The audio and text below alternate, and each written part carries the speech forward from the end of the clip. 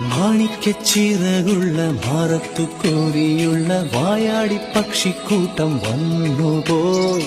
കാടൊന്നു കാണാനായി കൂടൊന്നു കൂട്ടാനായി ആകാശപ്പുഴ കുതിച്ചുപോയി. കണ്ടു മലനിര